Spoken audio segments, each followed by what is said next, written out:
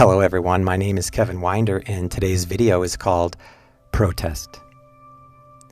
Politics is a spinning carnival ride of partial truth, masquerading as if it's total truth. Its centrifugal force revolves around inflamed emotions and self-interests. The periphery accelerates by fear and hatred of the other, causing the dizzy and disoriented to willingly exchange truth for institutional propaganda. And political action is sold to us as a winnable war, which enlists us into a forced binary whereby a singular perspective pretends to be understanding. Under the disguise of making life better, we all agree that it's those people who stand in our way. We just can't see the principality controlling this ride. Folks, a protest is the delusion that immovable strongholds yield to our feelings.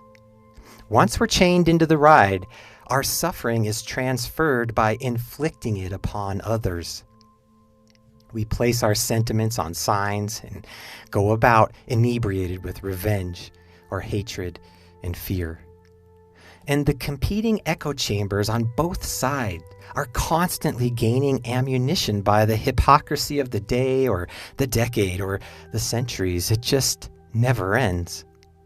We justify our evil motives and obscure our hatred within legislation. Protesters seek justice, not knowing what they seek. We ask for justice, but we don't receive.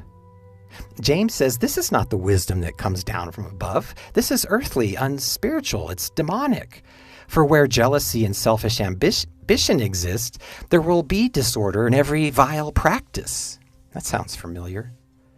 So any protest which lands so far from loving our enemies means that we've already inhabited a living hell. We remain unforgiven because we refuse to forgive.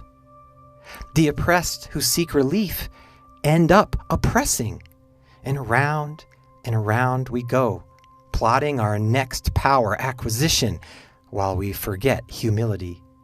Folks, with the measure we judge, it is being measured right back.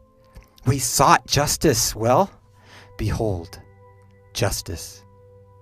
Folks, our participation is the cause of decline, not its redemption. Oh, clever deceiver. The political centrifuge becomes a black hole from which light cannot exist. And lofty civilizations transform into rubble as we place our trust into man's way of thinking. A protest is a display of faith that our cold, deaf idol is somehow listening to us. And therefore, a protest pretends that this block of wood in our hands has within it power to do good or even do harm. A blind protester hits himself increasingly harder with the backhand of his own suffering. Empty trust has never felt so good, and hatred has never seemed so righteous.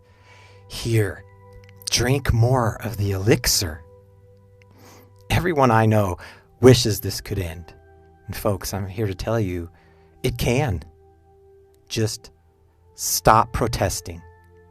Replace self-interest with the common good, and the polarities will diminish. But we live in such a stupor.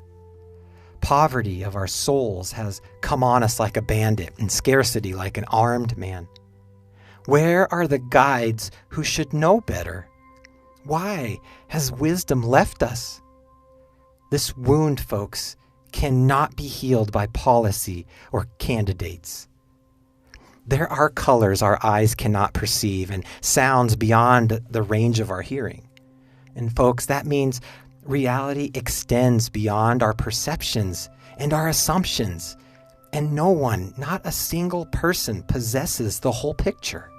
What that means is that everyone on their very best day is only a partial believer. And what that means is that equity tells us that we've all fallen short. So escaping this crushing force of the gravitron requires that each of us move to the center. And true north tells the protester, put your sword back in its place, for all who take the sword will perish by the sword. Like a lamb led to the slaughter, Christ did not protest. No wonder so few can follow him.